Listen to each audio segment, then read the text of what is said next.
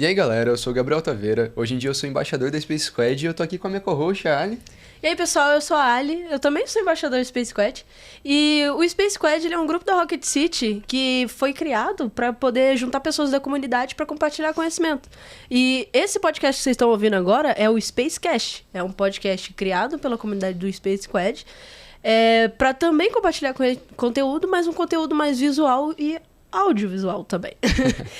Onde a gente fala sobre tecnologia, sobre carreira, desenvolvimento e agora sobre criação de conteúdo, né? Com a Ana Nery. Perfeito. Hoje a gente tá aqui com a Ana Nery, a gente vai falar sobre criação de conteúdo, sobre a história dela, como fazer para você pensar no que publicar, como fazer para você perder esse medo, como foi todo esse processo de criar conteúdo e de ajudar a comunidade. Então, por favor, Ana, se você quiser se apresentar, agora é a hora. E aí, gente, tudo bem? Eu sou a Ana Nery. Tenho Beatriz no meio, mas eu prefiro só Ana, tá bom? Já sou Ana. Além de produzir conteúdo, todas as redes sociais de forma gratuita, eu também trabalho como Senior Software Engineer numa empresa que chama Pra Valer, que é uma empresa super nova, mas eles já estão no mercado há 20 anos, fazendo financiamento estudantil e garantindo que pessoas consigam ter a oportunidade de fazer uma faculdade. Além de, no meu trabalho, eu também adoro puxar uns ferros. Então, eu sou rata de academia. Tomo suplemento, creatina, betalanina. Então, no meu Instagram também vai ter o meu dia a dia na academia. Eu adoro compartilhar sobre uma vida mais saudável. Eu sou mãe de pet.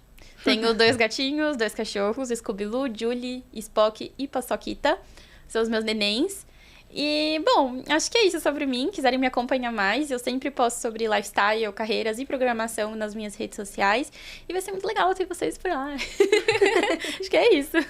Todos os links estão na descrição, hein? Uhum. Então vamos pro episódio de hoje? Uhul, bora lá!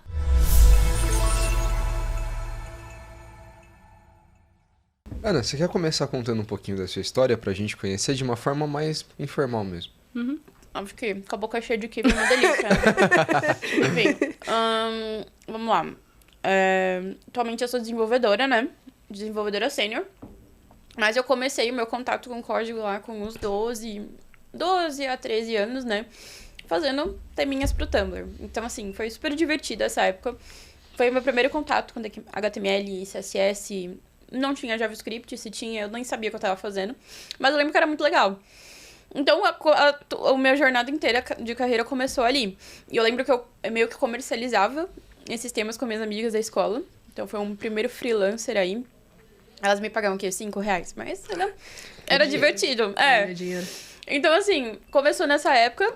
Só que, tipo assim, uma pré-adolescente de 12 anos não entende o valor. E não é igual hoje em dia, que uma criança de 11 anos, 12 anos, sabe que ser desenvolvedora vai dar um futuro. Na época era só um hobby. E aí, quando eu fiz uns 14 anos, meus pais falaram, então, você tem que entrar na ETEC, porque você tem que saber o que você quer fazer da sua vida. Aí eu falei, ferrou, né? Aí eu entrei na ETEC, quase que não entro, né? Entrei na segunda chamada, quase que não entro, e entrei pra fazer automação industrial. E lá eu tive contato com programação totalmente diferente, porque era programação de embarcados. Então eu aprendi C++, Arduino, CLPs, que é computadores lógico programáveis. Então foi um contato totalmente diferente. E foi quando eu pensei que, tipo, eu não gosto de programação, não é pra mim, não gosto. Porque realmente, CLP, se vocês um dia pesquisarem pra ver, parece computador dos anos 80, assim, é um negócio bizarro. Mas é porque é pra programar máquinas industriais, né? Então, enfim. Mas na ETEC eu aprendi muita coisa. Tipo, foi uma época transformadora da vida. Quem tá assistindo não sabe o que é ETEC, são escolas técnicas estaduais, né? Então, o governo, tipo, você faz, além do seu técnico, que é algo profissionalizante, você faz o ensino médio junto, né? Então, ficava o dia inteiro na escola. Então, foi muito legal. Conheci professores incríveis, professores e professoras que me incentivavam a, tipo, você tem que ser alguém na vida, você tem que ir atrás dos seus sonhos, você tem que lutar e tudo mais. E tenho contato até hoje com algum desses professores. Então, foi, tipo, a ETEC foi fundamental, assim, na minha carreira e tal. E aí, foi o momento da faculdade, né? Então, eu passei 3 anos do meu ensino médio achando que eu não gostava de programação. Eu não gostava, né? Não vou mentir. Não gostava. As matérias que eu mais gostava eram relacionadas a humanas. Então, eu era super fã de história, filosofia. Gostava um pouco de matemática e tal. Mas eu falei, eu não tenho ideia do que eu quero fazer, né? Foi quando meu pai falou, lembra que você gostava de fazer site e tal? Aí eu falei, pai, não, mas eu quero fazer direito. Ele falou, não deixa você fazer direito. Oxe. Ele não tinha dinheiro pra pagar a faculdade, eu também não tinha. É um argumento. Aí ele falou assim, filha, se você quiser, você vai ter que trabalhar e pagar por uma faculdade de Direito. Ou você começa por onde você já sabe e você faça o que você curte depois. Aí eu falei, ele tem um bom ponto. Ele tem um ponto. Ele tem um argumento muito válido. Ele tem um bom argumento. Foi quando eu encontrei a Dales Desenvolvimento de Sistemas. Faculdade de 2 anos. E a faculdade que eu entrei especificamente, se eu passasse no vestibular, eu ganhava uma bolsa 100%. E depois de 6 meses, se eu tivesse uma média de nota, eles me indicavam pra estágios, né? Eu falei, mano, é isso que eu preciso. Bolsa, estágio. E aí foi quando começou a bagaçada toda e onde eu tô. Não comecei como desenvolvedora. Eu comecei como, posso dizer, uma analista de sistemas, mas eu não trabalhava com programação em si. Nesse meu tempo fui suporte. E aí só depois que eu consegui aí uma vaga de Dev Júnior como Java. E tô aqui desde então, uns 5 anos já, vai. Pô, é legal ver que sua primeira experiência foi com linguagens mais focadas à programação de máquina. Não é o que a galera usa hoje em dia. Não é um programa que você vai utilizar no seu computador, um site que você vai entrar. E quando você fez essa transição de sistemas para algo mais factível, algo de uma linguagem talvez mais legal, algo que realmente interessava, como é que foi esse processo? Você já se apaixonou de cara? Foi algo que você quis fazer essa migração ou não? Você tem um bom ponto. Foi uma transição, assim, que no começo eu senti muito, porque eu tinha a minha base de C++, né? Então, assim, C++ é muito difícil. Se alguém já se deu trabalho de fazer algo, é muito difícil, né? É uma percepção. Então, se o seu professor chega e fala assim, hoje vamos aprender algoritmos com C#. Eu falei, errou. Ai, que difícil. Aí eu olhava e eu acho que é muito doido esse começo que a gente tem no primeiro contato com alguma coisa, de já colocar que eu não sei. Eu sou um fracasso nisso. Não. Que eu acho que foi um dos pontos que me fez, sabe, tipo, me embarcou um pouco, sabe? E eu ficava colocando que eu já não sabia, mesmo antes de tentar e fazer dar certo, né? Mas, assim, foi uma transição até que, por mais de eu ter me bloqueado muito, quase ter ficado de recuperação na faculdade, eu acredito que foi tranquilo, sabe? Porque eu ainda consegui um emprego depois, sabe? E eu me esforcei de estudar. E a base que eu tinha do Arduino, principalmente que o Arduino ele é algo físico, né? Pra quem não conhece, ele é um computadorzinho, lógico, programável também. E você consegue fazer coisas físicas, você consegue programar... Pra quem conhece, tipo, sei lá, uma Alexa, você consegue transformar o Arduino numa Alexa, por exemplo. Então, é uma coisa muito física, então é muito mágico. Então, eu tinha esse prazer físico de fazer algo acontecer. Aí eu falei, bom, tem que fazer... Mas não foi no começo, na faculdade, demorou um pouco. Eu não me esforçava muito nas matérias de programação. E aí, quando eu precisei de dinheiro, aí eu falei, eu preciso me esforçar nisso aqui.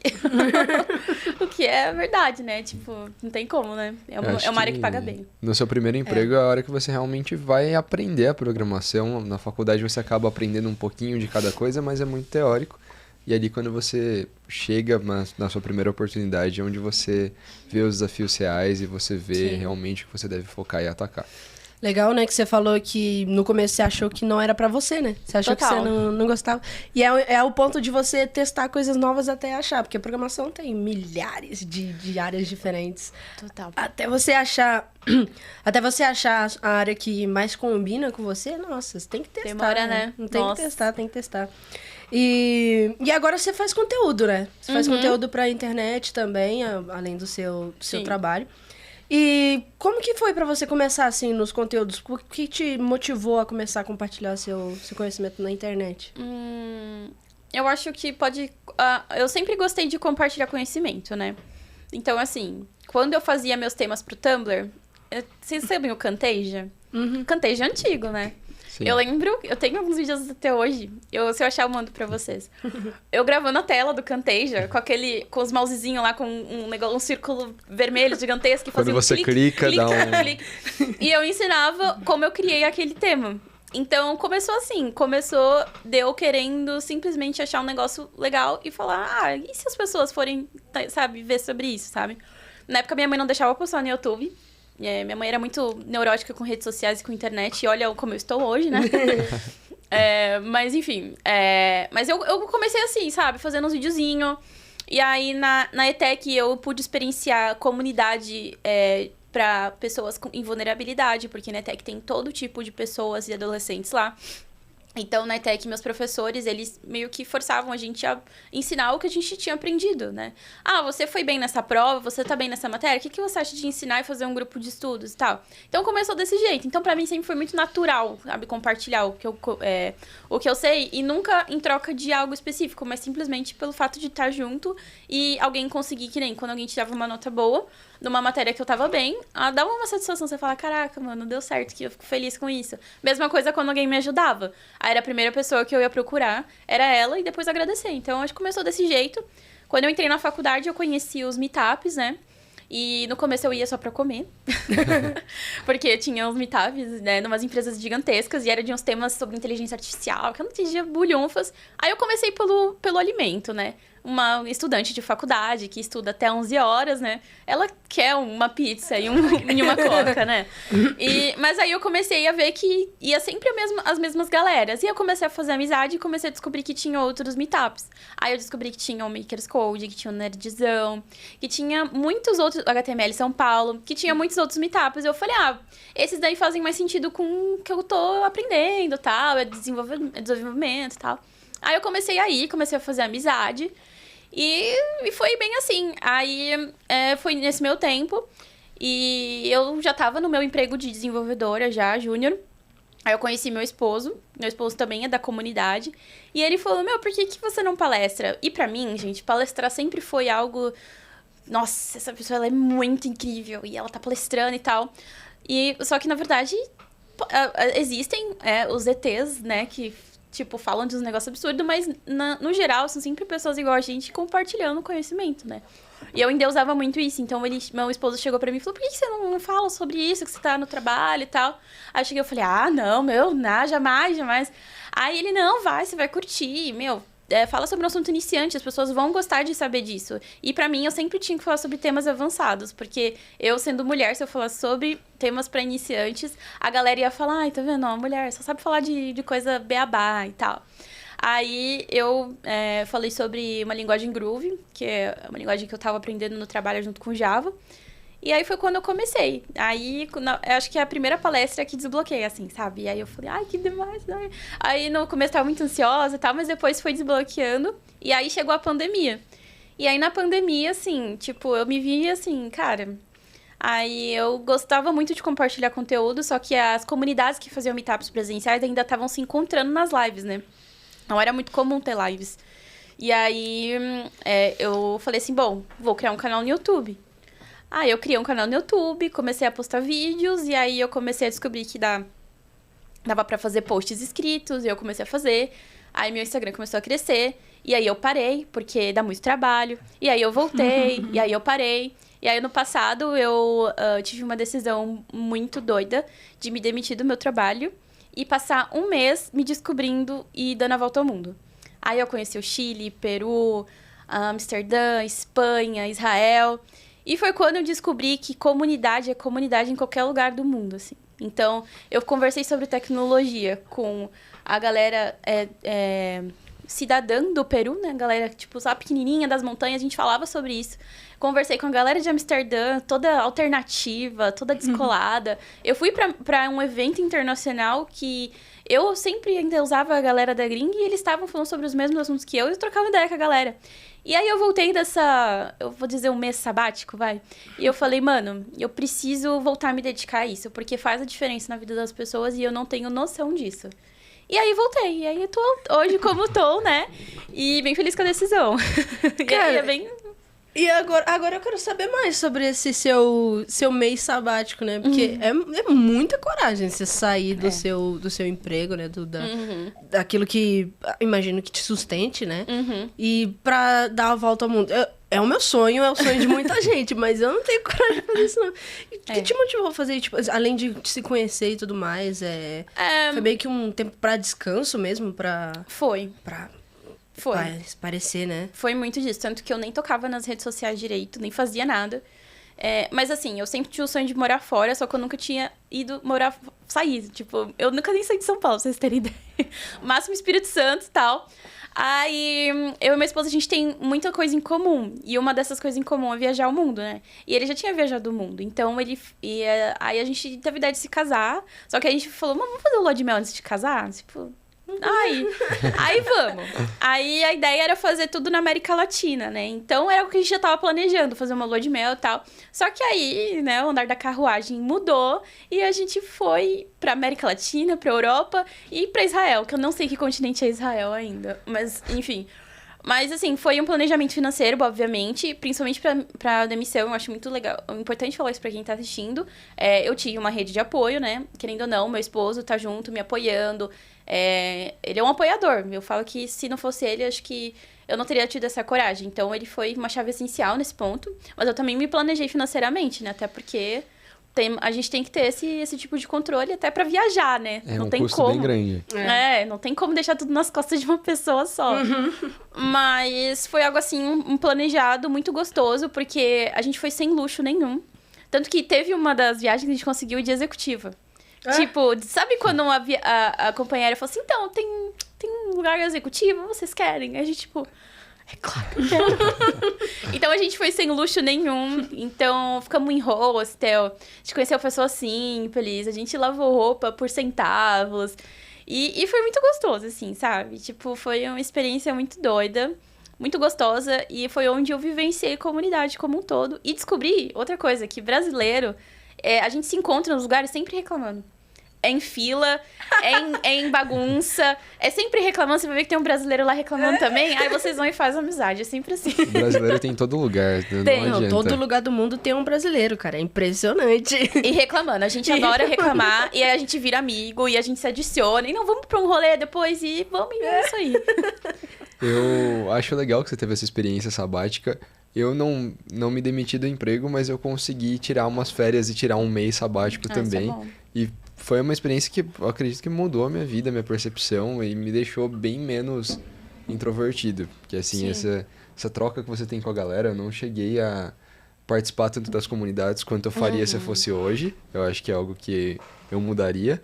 Mas eu tive que fazer um contato com a galera, porque eu não conhecia ninguém, né? Você vai fazendo amizades, você vai se desenvolvendo e isso te ajuda bastante. Então eu fico muito, muito feliz de ver isso. Eu acho que é algo que, se vocês tiverem a oportunidade, não é algo fácil de se fazer, mas, por favor, tentem. Falta eu, né? Falta o maior... Você é muito nova ainda. Não. Mas o meu maior pulo sabático foi sair da minha cidade de Natal e morar sozinha. Foi a única Caramba, você mora Já sozinha? é bastante coisa. Eu moro sozinha desde 16. Uau. Ela tem 17. Eu tenho 17. Eu pesquei essa informação. A gente tava falando antes de começar a gravação. E não é segredo que eu sou a caçula da comunidade do Space Squad e dessas produções. Mas também é importante falar que eu não saí do nada. Sim. De, eu me banco sozinha, eu sou emancipada perante... No Código Penal Civil, eu consigo conseguir um emprego, eu posso ter minha casa, eu posso ter as coisas. E eu comecei na programação com 14, já tava trabalhando pra eu ter a condição de viver sozinha. Mas, assim, não é um bagulho que nem você falou, não é uma coisa que você do nada, não, larguei o emprego, vou lá fazer. Gente, não é assim que funciona. É uma decisão, até porque, né, a gente vive num cenário que programação é uma área boa, só que não é se dar o luxo, vou me demitir porque eu não gostei de Não é bem assim, é pensado. E pra mim, no meu caso, foi muito bem pensado. E eu saí de um lugar que era muito incrível pra mim. Então, eu ficava com a consciência do tipo, será isso, não sei. Porque eu gostava muito do ambiente, né? Mas eu precisava muito crescer como pessoa empresa, sabe? Eu precisava ter essa noção de como eu consigo crescer meu negócio, como eu consigo fazer com que a minha produção de conteúdo seja algo que possa alcançar mais e mais pessoas. Então, foram 6 meses, gente, trabalhando sozinha, freelancer total. E pra mim foi incrível. E hoje eu entrei numa empresa maravilhosa também. E eu tô conseguindo, me desenvolver bem mais, assim. Então, pra mim tá sendo incrível. Mas realmente, é de se pensar, tem que ser planejado. E eu achei muito foda. Pode falar, Paulo? Pode? Ah, tá. E eu achei muito foda, mano, porque geralmente eu conheço a galera que é emancipada pra casar. Não. Tipo, pra viver a vida assim, cara, é muito da hora. Na verdade, a minha história da emancipação é que, tipo, eu já tava trabalhando, só que como eu não podia... CLT? Não, eu tava, tipo, freelancer sem contrato, porque eu não tá. podia Eu digo, assinar. Não valia, como não podia ser CLT. Não valia a pena. Tipo, minha assinatura era nada na sim. mão do contrato. E aí eu e meus pais, né? Foi uma decisão com os meus pais. Eu virei e falei, gente, vamos me emancipar? Eu tô aqui com um emprego na minha porta, eu só não posso ter ele porque eu não sou um adulto. E aí, a gente, numa decisão em conjunto, completamente apoiada, Ai, que demais. a gente fez a minha emancipação e daí, sei lá, 3 vezes depois eu saí de casa. Gente, Porque eu sou Você foi muito muito nômade. rápida. Eu não aguento ficar no mesmo lugar ao mesmo tempo. Eu já tava assim, ó. você deve ser tipo aquela prima que os pais vão no jantar de família. Não, mas ela já tá morando sozinha, já tem a vida. Você deve ser a prima que ninguém gosta. Aquela prima tipo, A Ari tava lá com 7 anos, primo, tudo comendo terra ainda, e ela já morando sozinha, já trabalhando. Então, mas isso é bem legal de você falar, porque foi o que eu comentei. Tipo, se eu tivesse essa visão da profissão quando eu era pré-adolescente, nossa, acho que seria muito, muito mais incrível. E eu acho muito legal o rumo que a programação tá tomando. Crianças estão podendo ter essa experiência e desenvolve o cérebro, né? Quando a criança tem uma noção de lógica desde o começo. Tipo, eu tive 0. Eu fui educada em escola pública. Acho que eu aprendi tudo de errado. Agora, lógica, essas coisas assim, eu não aprendi de criança. Então, a programação vem trazendo muito isso e eu acho isso muito legal porque expande a mente de um adolescente pra você falar, caraca, eu posso fazer isso, eu posso fazer aquilo. E aí torna jovens pensadores, jovens que transformem... Exatamente. Jovens que não querem se emancipar pra casar, mas sim pra ter a sua própria vida e ajudar a família. E isso é... Nossa, eu acho isso muito incrível. É bem da hora mesmo. É uma decisão complicada você morar sozinha. Quer dizer, eu não moro sozinha, né, gente? Cá entre nós, eu tenho 4 gatas. Eu não moro Você sozinha. conseguiu a sua própria companhia. Eu tenho a minha companhia. Inclusive, estão lá no hotelzinho e eu fico com o coração partido. Ai, meu Deus, que gostoso. Mas, e aí a gente já fugiu do assunto aqui. Mas bem legal essa sua de tirar um tempo pra se conhecer, né? Muita gente não tem essa oportunidade, mas é uma coisa necessária, né? A gente fala muito de burnout, a gente fala muito de problemas psicológicos que não... Tem essa bolha de ter bastante dentro da comunidade de desenvolvimento, mas não acontece só com a gente, né? Acontece com vários, só que a gente, como é mais em conjunto, todo mundo compartilha, fica mais visível. Mas é um ponto realmente de se tomar cuidado, né? E eu acho que, eu vou até além, eu digo que a comunidade dá mais tendência a ter um burnout do que o software. Por quê? Quando a gente tá dentro de uma comunidade, a gente não é mais uma pessoa débil. A gente lida com pessoas que estão em vulnerabilidade social. A gente lida com pessoas vindo de uma realidade de crime. A gente lida com de tudo, gente. De tudo. E você tem que ter um psicológico muito, muito forte pra você falar, não, vamos junto, vamos fazer acontecer. Vou te ensinar. E você tem que estar disposto a entender que essa pessoa, você vai ensinar ela pode sumir, porque ela tá tendo que trampar, né, pra ajudar a família ou pra ajudar a mãe. E depois ela vai voltar e você vai ter que falar, não significa que ela não quer, é que é outra realidade. Exatamente. Né? E isso foi muito complicado pra mim. E na pandemia, o que me deu burnout foi a produção de conteúdo, porque eu achava que eu tinha que ser a Steve Jobs da programação, né? Eu só vou compartilhar coisas super avançadas e isso me consumia demais. Eu acho que isso tem a ver também com a síndrome do impostor. Você queria ali tá sendo vista como uma referência e para isso você acreditava que precisava trazer conteúdos cada vez mais avançados, quando isso não necessariamente é verdade. Você trazendo qualquer coisa que agrade ou que provenha para a comunidade já de tamanha ajuda. É que a gente tá fazendo aqui, né? O Taveira não. O Taveira, ele é sênior lá nas empresas por fora. Mas eu ainda sou uma desenvolvedora plena. Eu ainda sou pequenininha e eu não tenho tanto conhecimento assim. E mesmo assim, a gente tá aqui compartilhando com coisas que a gente nunca viu, né? Tem muito conteúdo que a gente não sabe, não tem... propriedade pra falar, mas a gente tá aqui pra aprender e pra compartilhar esse conhecimento com os outros, né? Sim, a gente não precisa saber tudo, mas a gente pode chamar pessoas que saibam, como nossos convidados, e eu tiro Exatamente. várias E dúvidas que eu aprender. tenho. A gente aprende no caminho. Eu acho que, assim, é importante a gente ter noção de que a gente tem que falar sobre coisas que são desafiadoras também, né? Até pra não ficar sempre mais do mesmo. E eu acho que também o que eu tinha na minha cabeça, ainda tenho até hoje, é que muitas vezes as mulheres que produzem conteúdo, a galera tem uma visão de que elas só sabem o básico, sabe? Só porque, tipo, sei lá, eu não sei explicar pra vocês muito bem. Mas eu acho importante ter um equilíbrio, mas também depende do público, né? Eu acho que isso é muito importante falar que a produção de conteúdo você precisa encontrar o seu público-alvo. Porque não adianta eu fazer um puta movimento pra trazer pessoas iniciantes e aí eu começo só a atacar assuntos avançados. A galera vai se sentir perdida. Então você precisa entender qual que é o seu objetivo. O que você quer fazer, né? No meu caso, eu gosto de focar pra pessoas intermediárias. Quem tá saindo de júnior pra pleno. Quem quer, sabe, falou assim, eu já sei isso, mas e o que mais eu consigo fazer? Então eu decidi que esse é o meu público. Então eu sei que eu posso ir além se eu quiser, mas eu sei que se eu for trazer só conteúdos disso, minha audiência vai cair. Então, você tem que ter uma noção disso também, porque eu penso muito eu, por exemplo, acompanho uma pessoa, aí ela só posta sobre, sei lá, sobre JavaScript, sobre variáveis, faz CRUDs, aí do nada ela mete uma inteligência artificial, começa a falar sobre negócios e trades, e eu vou falar, me perdi totalmente aqui, vou parar de seguir, não faz mais sentido. Então, a produção de conteúdo e a comunidade precisa também ter muito desse balanço, assim, né? Do tipo assim, eu tô lidando com pessoas e pessoas se frustram, eu preciso manter elas sempre felizes, né? Porque eu acho que a Rocket tem muito disso também, né? Sim. Tem. Nossa, eu acho A isso muito Rocket da tem hora. vários níveis, né? Do quem tá começando agora até o Experts Club e, no caso, agora o Plus. Então, eles tentam abranger bastante, mas você, como pessoa, escolheu esse público. Foi uma decisão sua ou foi algo que você percebeu que estava acontecendo já naturalmente? De ser esse seu público-alvo que já te seguia? Ou é algo que você fez mais pensando? Foi os dois, né? Bastante gente já meio intermediária me seguia. E eu queria me desafiar. Eu queria que tudo que eu fosse postar ou que eu fosse produzir fosse algo que me desafiasse. Que acho que é uma via de mão dupla, né? Você faz algo que você se desafia, dá até um ânimo, assim, né? Porque eu produzi alguns conteúdos iniciantes e eu via que eu não tinha, sabe? Eu ficava, não sei. Aí quando eu fazia algo que eu sabia que eu ia ter que pesquisar mais, fazer um projeto e tal, eu sempre fico, tipo, super feliz. Eu falo, meu Deus, será que vai dar certo?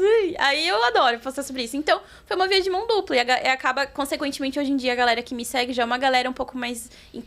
acho que eu arrisco dizer que tem bastante sênior que me segue, bastante pessoa sênior. Então, isso é bem legal, sabe? Mas aí eu sei que se eu for colocar um conteúdo iniciante, aí o pessoal vai falar, legal, parabéns. Mas, tipo, eu quero mais, entendeu? Então, é só estabelecer uma régua mesmo. E eu acho legal sempre trazer assuntos sobre carreira, que aí eu acho que engloba todo mundo, né? Principalmente a mulherada aí que me segue, que é bastante, e é um negócio que eu fico muito feliz com isso também. E a diversidade como um todo, né? Então, é estabelecer, tipo, o que eu quero fazer, né? Mesma coisa com linguagem de programação. O que eu vou fazer?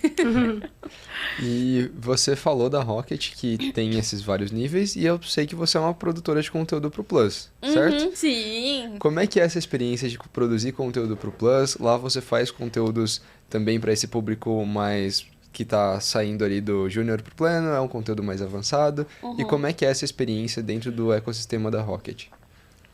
Eu acho que foi a melhor empresa de freelancer da vida, com certeza.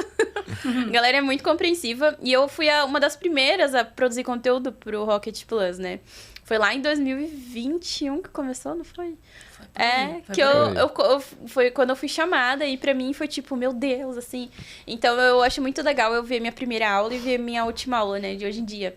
É uma diferença e tanta. Caso vocês queiram ver, assinem o Rocket City Plus, né? E vão lá ver minhas aulas. Mas, sim, o desafio para produzir conteúdo para sênior é bem, bem complicado, né? Até porque quando eu comecei a produzir para Rocket Plus, eu era pleno, não era sênior ainda. Então, eu tinha uma régua muito grande comigo mesma. E eu sempre mandava, né, as pautas do que eu queria. E o pessoal sempre gostava de tudo. Eu falava, não sei. Então, eu lembro que eu me preparava demais. E, modéstia à parte, as aulas são muito legais, né? Então, mas eu acho que, por exemplo, ano passado, eu consegui estabelecer uma como que eu posso dizer? Uma linha de produção de aulas muito bacanas. Tanto que eu fiz um curso quase pra Rocket Plus de Design Patterns. E era algo que eu achava que eu não ia conseguir. Porque Design Patterns existem várias, né? Existem 3 categorias e cada categoria tem mais de 5 Design Patterns que são extensos, né? E eu me desafiei, eu falei, não, eu vou fazer. E aí, eu vou até engraçado ver lá no histórico do Discord, porque eu fazia 3 aulas, mandava JavaScript, mandava o vídeo, mandava a capa, então eu fui ganhando, assim, uma linha de produção muito bacana. Mas, assim, pra resumir, incrível. A experiência é muito gostosa. Nossa, me deu uma carga, assim, bem boa de que, tipo assim, cara, eu consigo, olha que legal, né? Tipo, então foi maneiro. Que bom. Quem não tem ainda a assinatura do Plus, tá perdendo a oportunidade de ver bastante conteúdo foda, inclusive é um dela. curso, gente, ó. É um curso de design patterns para projetos que usam paradigma orientado a objetos, né? Fiz em Java, mas posso refazer em TypeScript, que é o que eu tô fazendo hoje. Mas recomendo. Deu trabalho, pelo amor de Deus, assista. Diria que é um dos cursos mais baratos da Rocket, sim, dos pagos. Porque é uma assinatura que te dá acesso a bastante coisa. Nossa, demais. E tem muito conteúdo lá dentro, tem umas coisas... E conteúdo... É uma coisa que a Rocket faz, que é bem legal, porque é o que você tava falando, né? Dessa coisa de você escolher um público-alvo. Você escolher se você vai pegar um iniciante, intermediário. E eu não sei como eles fazem isso, mas a Rocket consegue pegar os 3. A Rocket consegue pegar todos eles. E... É referência em tudo, velho.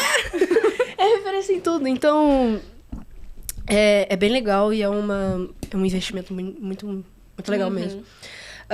Mas quando você foi chamada, né, por Rocket City Plus, você já tava produzindo conteúdo pro YouTube e tal? Já. Eu tenho um relacionamento tóxico com o YouTube, assim. Eu posto, aí eu não posto mais, tal.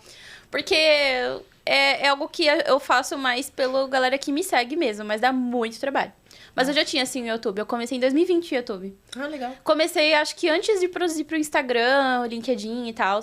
Então, foi um dos primeiros, assim, né? Então, eu tenho uns vídeos lá, uns cursos. É bem interessante. A comunidade, ela tá crescendo ainda. Eu vejo que, comparado com outras áreas, programação tem bastante criador, mas não tanto. E esses não têm tanta visibilidade. Eu queria que você me desse uma lista, talvez, das pessoas que você acompanha e que você acha que seria legal que a galera soubesse também. Tá, vamos lá. A Simara já é amiga de vocês, né? Assim, vou recomendar ela, porque eu amo os conteúdos dela. Vamos ver o que mais. Eu amo os conteúdos da Micaela Johanna, que é sobre inteligência artificial. Legal. Eu conheço ela antes mesmo de eu conhecer meu esposo e a comunidade. Então, eu lembro que ela sempre foi referência. Sempre foi uma mulher na frente palestrando sobre assuntos que... Até então, eu não via muita mulher falando sobre isso. Então, recomendo a Mika. Deixa eu ver quem mais. A Cíntia Zanoni, da Makers Code. Recomendo o Makers Code como um todo, né? A gente é uma ONG. A gente produz conteúdo, a gente produz curso gratuito. Tudo voltado para mulheres. Cis, trans, enfim. Que mais? Deixa eu ver. Eu vou estar esquecendo Perguntar alguém. no spot, eu sei. A gente já sabe que você vai falar todos que vêm na sua cabeça e depois você vai chegar e falar... Putz. Não, eu tenho que falar do meu esposo, né? Pelo amor de Deus. Eric Wendel, tá?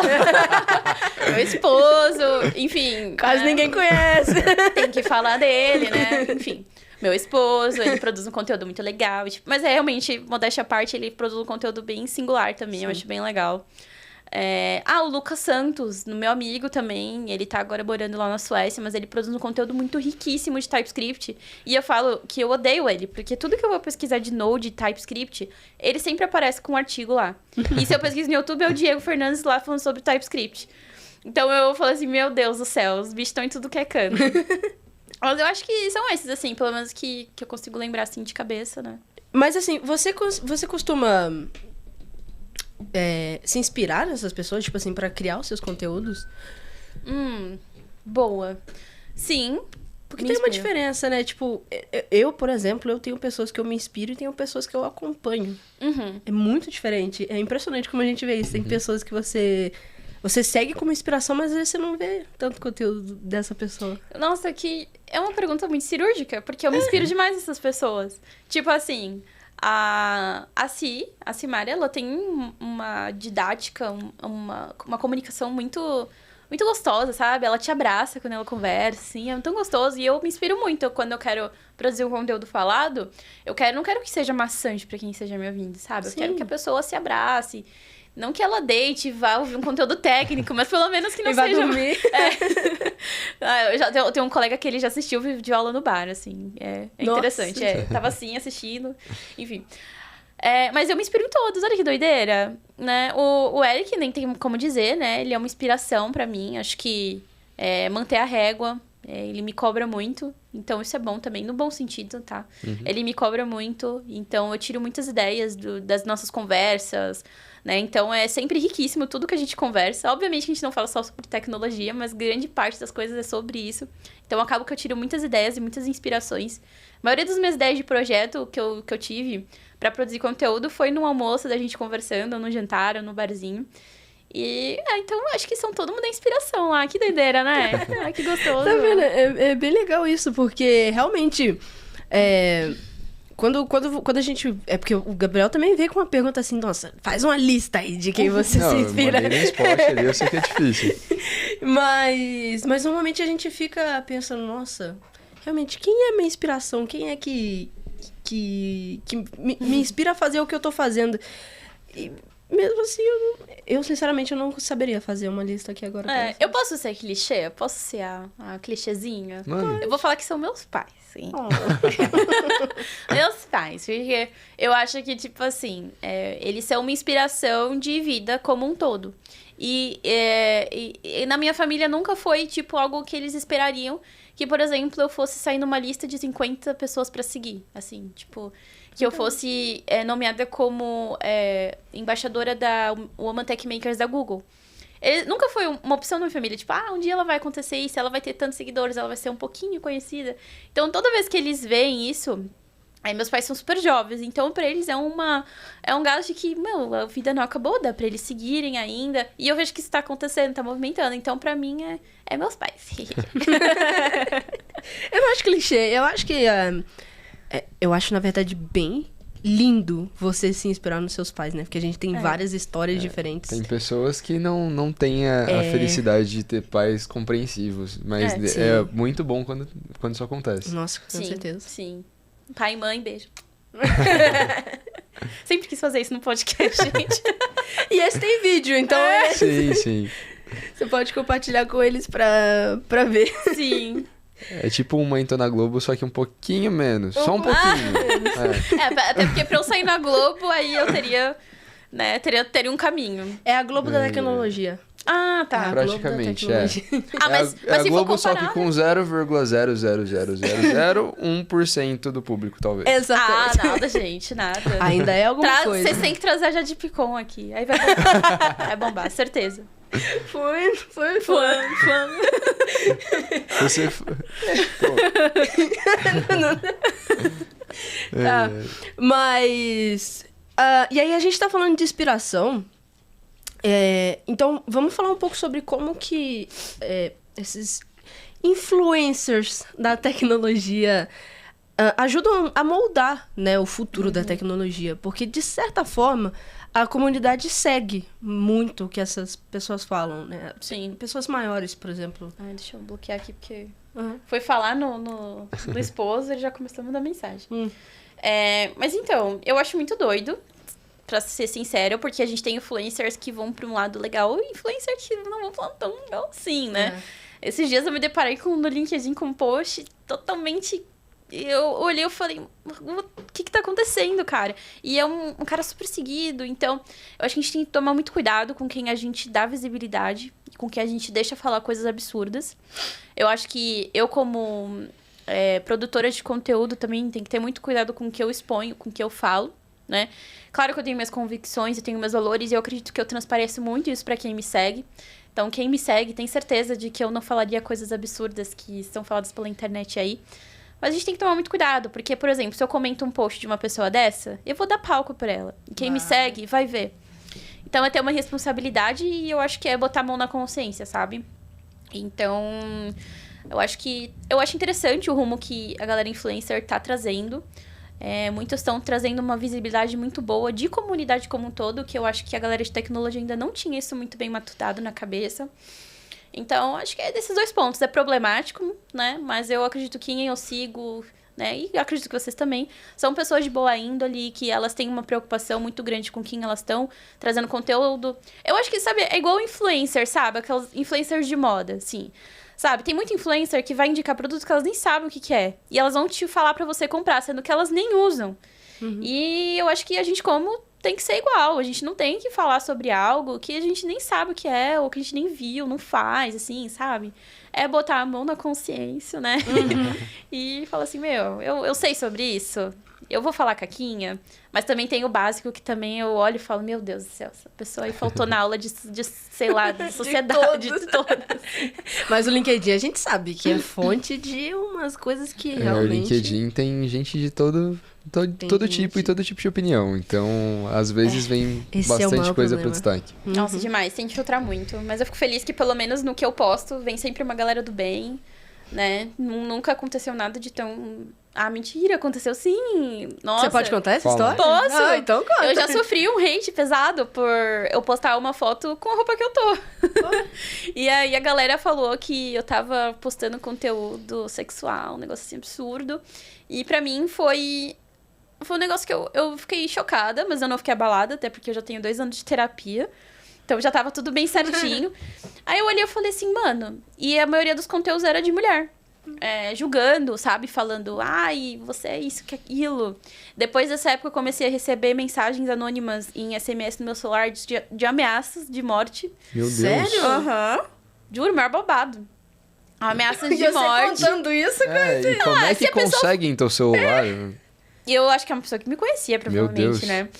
E pra mim isso foi uma coisa muito chocante da exposição, primeiramente, né? A gente acha que produzir, falar sobre, é só abrir uma câmera e tal, mas é uma exposição que a gente tá falando, querendo ou não, né? E pra mim eu tomei um susto, de verdade, assim. Mas foi legal. A experiência, assim, sabe? Eu percebi que as pessoas, elas, quando querem te atacar, elas vão fazer o máximo pra te atacar. E eu, pelo menos, tinha consciência do que eu produzo é algo técnico. Né? Claro, tem um pouco de vida pessoal, até porque a pessoa que eu sou casada, ela também é uma pessoa que ela se expõe, né? Mas é um conteúdo técnico. Tanto que a foto era uma foto minha no meu setup e um texto super técnico sobre JVM. E a galera cagou pro texto, foi só falar da minha foto. Aí eu olhei e falei, mano, nossa... Às vezes dá vontade de rir, né? Eu ri. Às vezes Nossa, às vezes é engraçado, porque, tipo, nossa, nada a ver. A pessoa não tem nada na cabeça. Você tá lá compartilhando. Você tá lá compartilhando. Você tá falando de JavaScript, o cara tá preocupado com o que você tá comendo aqui, velho. E quem se importa o suficiente pra se incomodar a ponto de tentar mandar uma mensagem dessas? É aquilo que a gente falou no episódio do Mike. 8 bilhões de pessoas agora, não é nem 7 mais. Você vai prestar atenção nisso? Vai fazer outra coisa. Ai, gente, gente, Deus. E esse negócio de vestimenta, assim, pra mim é um negócio muito... Que eu fui pra Amsterdã. E Amsterdã. É bem mais Mano, liberal. tinha uma galera diversa lá. Tinha um cara que pra mim, eu fiz amizade com ele. E ele é incrível, um cara... Quem mora no Reino Unido é o quê? Inglês, né? Inglês. Ele era inglês. E ele tinha um sotaque maravilhoso. E ele se vestia de colorido, todo de colorido. Ele tinha o cabelo roxo. Aí ele andava com uma túnica pelo evento. E ele era o cameraman. E, tipo, ele todo colorido, assim. O cameraman chama mais atenção que todo mundo lá dentro. Exato. E ele todo livre, assim. E todo falando. E eu, tipo, mano, que incrível, velho. E as pessoas... Esse é o objetivo, sabe? As pessoas têm que ser o que elas querem ser. Você não gostou? O botão de não seguir, ele é livre. Não vai cair teu dedo. Sim, eu vejo bastante desse pensamento até em São Paulo, em cidades maiores, tipo Nova York, assim. A galera parece que se sente mais livre pra ser quem ela é. Porque parece que as pessoas não ligam tanto. Então, sei lá, se você for numa cidade pequena, uma pessoa fala pra outra e todo mundo se importa. Nossa, nem me diga. Eu aqui, interior do interior de Minas Gerais, você fala A agora, há 2 minutos atrás todo mundo já sabia que você tinha falado A. Então, tipo, a fofoca em cidade pequena, ela é... É bem pior. Ela faz viagem no tempo. Sem brincadeira, cara. É outro nível. Mas tipo, tem a galera que acha que Você tem que se vestir de social pra postar sobre um conteúdo técnico. Não, que eu tenho que acho que falar não. o português de certinho e tal. Aí eu falo, velho, vai cagar, mano. Eu vou falar do jeito que eu quero. Tipo, você não tá pagando minhas contas, eu tô produzindo conteúdo que você não sabe. Ninguém nem sabe que. Tipo, levanta a bunda e faz melhor, então, sabe? Sim, tu tá fazendo conteúdo pras pessoas que te acompanham, não pra ela. Exato. De graça ainda por cima. Sim. De graça, Bagulho de pois graça, é. estão reclamando. Mas é um grande problema, gente. Tipo, o hate, assim. Tem que saber lidar, né? Então, mas assim, foi só o único, o primeiro que eu sei, né? Pode ter a galera que me odeia em silêncio. Mas pelo menos não é em não- silêncio, né? Enquanto tá mantendo a opinião pra si, tá Sim, ótimo. eu acho que a partir do momento que você se expõe na internet, você se abre a todo tipo de opinião. Sim. E é só ignorar. Eu acho que é o melhor jeito de lidar com isso é não ficar dando bola. Não dá palco pra doido. Tem doido pra tudo. É só ignorar os doidos. E até pra quem recebe hate também, é você pensar... Normalmente, eu vou voltar na questão, são 8 bilhões de pessoas no É mundo. gente pra cacete. Não vai ser o Josézinho lá, que tá te falando mal no seu post do Instagram, que vai estragar toda a sua vida, Sim, entendeu? exato. Josézinho, é só ele clicar no X. Pronto, acabou. acabou. Acabou. Sim, exatamente. Concordo com vocês. E, pô, mudando um pouquinho de assunto mas ainda nessa galera que te influencia e na produção de conteúdo, eu quero te perguntar um pouquinho da mágica ali por trás. Por exemplo, se eu quero começar com conteúdo agora, muitas vezes eu me pergunto sobre o que eu vou fazer o conteúdo.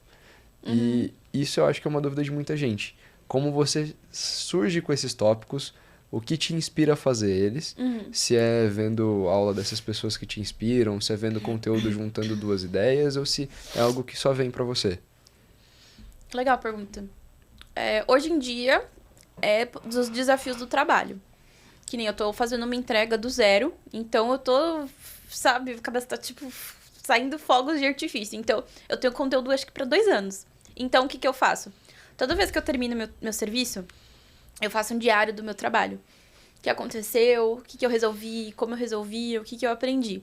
E eu tiro muito conteúdo e muito insumo disso, né? Eu não tinha essa prática de fazer um diário, então acabava que os conteúdos que eu postava eram conteúdos que, tipo, eu ia juntando os meus estudos, sabe? Eu tinha anotações, aí eu fazendo tópicos, ia montando os posts. Hoje em dia tem sido de acordo com os desafios do meu trabalho. Então, o último post que eu fiz foi sobre pipes no TypeScript, na JS, na verdade. Que foi um negócio muito da hora que eu mexi. Eu falei, vou fazer um post sobre isso. Já tinha anotado, já tinha feito meus insights. Então, tá sendo sobre isso ultimamente, sabe? Então, Essa é uma boa dica. Eu nunca É, tinha parado pra uma pensar. ótima ideia. É uma ótima ideia. Toda então. hora me pedem pra fazer alguma coisa doida e eu não anoto e minha memória não me ajudaria. Exato. Gente, não é, depois experimentem. Tipo, principalmente na sexta-feira. Porque na segunda eu não lembro de nada, né? Então, você pega o que você fez na sexta-feira, você fala, caraca, nossa, ainda bem que eu lembrei disso, né? É um diário mesmo, é bem interessante. Com certeza. Tá. Vamos lá. É pra isso que a gente tem roteiro. É pra isso que a gente tem roteiro. Pra passar por todos os pontos. A gente já passou por Porque a gente bastantes pontos. tem muita coisa pra falar. Porque esse sim. é um assunto que dá pra gente ir pra frente, porque tem muita gente que quer começar a fazer conteúdo pra internet e tudo Imagina. mais, não sabe por onde começar. E é uma coisa que a gente incentiva, né? Porque não interessa, pode ter milhões de pessoas fazendo conteúdo que sempre vai ter uma coisa nova pra você falar. Sempre vai ter algum aprendizado novo, sempre vai ter uma forma de falar diferente, né? E aí, quais são as dicas que você daria pra quem tá querendo iniciar nesse mundo de criação de conteúdo, assim? Vamos lá. Eu acho que vocês precisam primeiro ter em mente o público-alvo que vocês querem atacar, né? Então, vamos supor que o público que vocês queiram atacar é um público super iniciante. Quero as pessoas que estão perdidas ou que estão na faculdade. Eu acho que essa ideia de fazer um diário do seu trabalho é muito legal. Porque, independente do nível técnico de senioridade que você esteja, alguém vai aprender com o que você passou. Então, começar com um post sobre carreira, sobre desafios, né? E testar o público. E uma coisa que eu faço com as minhas palestras, eu apresento sempre elas quando dá, claro, para os meus pais. E eu vejo se eles entenderam o que eu falei. Porque quando alguém tá ouvindo, vai ter de vários níveis. Vai ter uma pessoa que não sabe nada do que você tá falando. Vai ter uma pessoa que sabe tudo que você tá falando. Vai ter tudo. Então, você tem que garantir que a pessoa que não sabe nem o que é tecnologia vai pelo menos entender a sua linguagem. Vai entender que você não tá falando, sei lá, um mandarim, por exemplo, sabe? Ela não precisa entender o que é variáveis, da onde surgiu, mas pelo menos o seu objetivo com aquilo que você tá querendo falar, ela precisa entender. Então, eu faço isso com meus pais com palestras. E me dá muito feedback legal. Porque minha mãe fala, ai, você falou muito rápido. Ai, isso aqui. Aí, então, tipo, me dá um feedback do tipo, eu preciso ir com calma, porque tem gente que não vai entender o que eu tô falando, né? Então é isso. Eu acho que eu diria assim, entenda o público-alvo, faça um diário do seu serviço toda vez que você finaliza ele com descobertas, etc. Faça um diário de conteúdo, né? O que seria legal de eu postar? Aí você faz um diarinho. E eu amo o Notion, sou fãzaça, então tudo tá lá.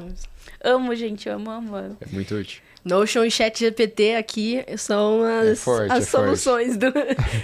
E sempre que vocês fizerem um conteúdo, manda pra alguém pra perguntar como que ficou, o que a pessoa achou. Se possível, alguém que seja do público que vocês querem estar influenciando, né? Sim, achei muito legal você falar que palestra pros seus pais. Isso linka até com um episódio do David Art sobre UX e UI. Se você fizer uma interface simples, é legal que até sua avó saiba usar. E se você fizer uma palestra simples, é legal que até sua avó consiga entender, pelo menos um pouco, né? Sim. Se for muito técnico, é mais difícil. É que, mas o de certa básico forma, quando você tá explicando para uma pessoa que não entende do assunto, ela não vai saber as questões técnicas e tudo mais. O importante é você fazer ela entender aquilo ali que você tá tentando explicar. Sim. Por exemplo, você quer explicar if-else para os seus... Eles têm que entender o if-else. Eles não precisam saber para que eles vão usar, eles não precisam saber tudo. E você não pode assumir o background dela. Você não pode assumir que ela já programa, que ela já sabe, que ela vai entender do que você tá falando. Eu acho que, tipo, a lógica que tá por trás do TEDx lá, TEDx, sei lá. Tipo, é uma galera que tem... Você já viu? O TEDx? TEDx. Que é a galera que tem 14 minutos pra palestrar e tal. Palestra TED. Então, tipo... Eu já assisti a palestra de TED sobre inteligência artificial, que eu não vou falar que eu super entendi, mas me deu falei, caraca, que demais, é legal isso, assim, e tal. Então, eu acho que é meio que a lógica que eles usam por trás, tipo, sabe, dessas palestras, não sei. Sim, tem uma palestra até no TEDx que ele faz a palestra toda falando como ele não está ensinando nada, mas é apenas uma palestra sobre como palestrar.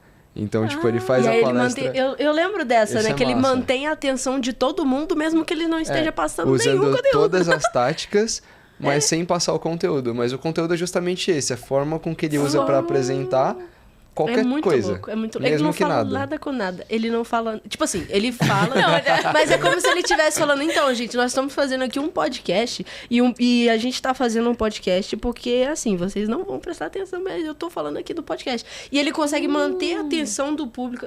Inclusive, a gente pode até mandar depois, eu não lembro o nome. Sim. Ele consegue manter a atenção do público. A TED Talk dele é pra manter a atenção. Entendeu? Caramba. É manter a atenção de uma plateia. E ele, eu juro, ele não passa nenhum conteúdo sobre manter a atenção, ele passa.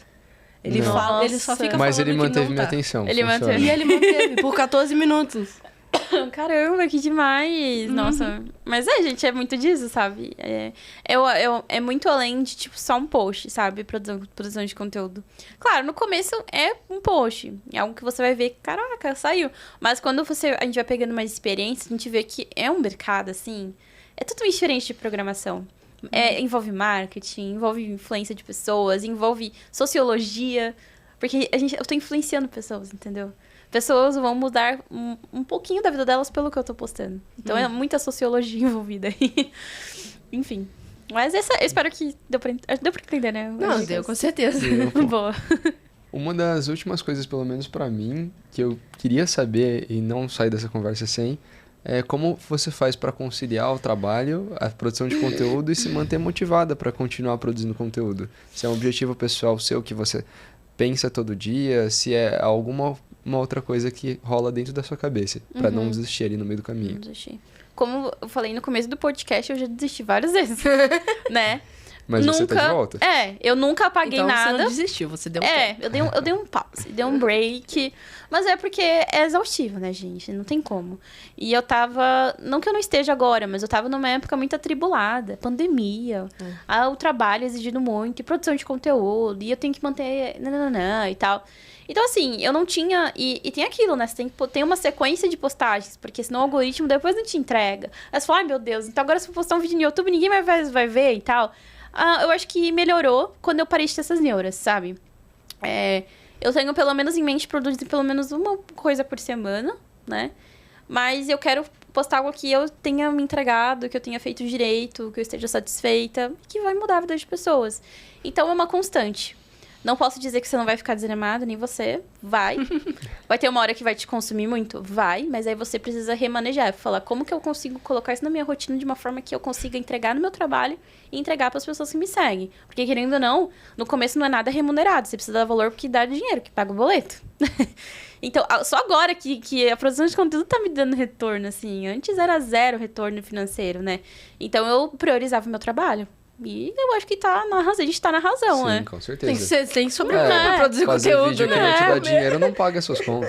E eu acho que a gente tá na nossa razão, sabe? Tipo, então é buscar a rotina. O que tem dado certo pra mim é fazer posts depois do meu trabalho, sabe? Eu tomo banho, se é uma sexta-feira eu abro um vinho, aí eu abro meu notebook, aí eu pego minhas anotações e começo a montar meus posts, começo a montar umas demos, e é algo prazeroso pra mim, assim, é algo que fica gostoso de fazer, sabe?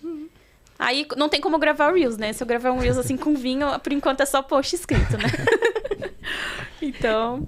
E é bem legal, quem quiser seguir a Ana, vai estar na descrição, como sempre, o LinkedIn, e aí a gente vai colocar... Qual a principal plataforma que você usa? O Instagram, né? Instagram e Twitter. Tá. Vamos colocar o Instagram, porque o Twitter Sim. a gente sabe que... Eu nem gosto de recomendar. Tem que saber filtrar. Mas o Instagram dela vai estar embaixo também. Ela faz uns conteúdos bem legais. E a gente falou aqui hoje só pro conteúdo mais relacionado a compartilhar conhecimento, né? Compartilhar conteúdos. Mas você tem, com certeza, um conhecimento maravilhoso, técnico também. Então, se o pessoal quiser ver a Ana aqui falando sobre coisas técnicas... Sim, a gente falou aqui sobre compartilhar conteúdo e o compartilhamento de conteúdo que ela faz é totalmente técnico. Totalmente técnico, Então, né? sigam nas redes sociais, deem uma olhada nela na Plus, se vocês tiverem a Plus, se não, considerem a Plus. E, O GitHub, tudo é Ana Nery Dev. a gente vai colocar os links aqui na descrição, tanto dela quanto os nossos. Sim. Se vocês gostaram, por favor, curtam o vídeo, se não, podem fechar a abinha, que nem a gente falou ali, não tem problema. Não, se não gostarem, tem que deixar o dislike, mas tem que dar dá um comentário construtivo. Mas se a pessoa não gostou e assistiu até aqui, Então, tem algo errado. Tem algo errado. Você pulou pro final? Ficou aqui só pra Se falar assistiu mal. até aqui, você tá invocado de deixar o like. Por favor, né? Não. Show de bola. Mas então é isso, pessoal. Ana, muito obrigado por ter vindo obrigada. participar aqui com a gente. Foi muito gostoso. No meio de uma quinta-feira de carnaval, né? Com o trânsito todo vai ser quebrado. gostoso. Mas foi muito bom. Tem um lanchinho também. Então é isso, pessoal. Muito obrigado, Ana, de novo. Ai, obrigada. Valeu, Foi um Ana. prazer te conhecer, hein? Foi muito, muito bom. É isso. Obrigada, tchau, gente. pessoal. Valeu, galera. Valeu. Tchau, tchau.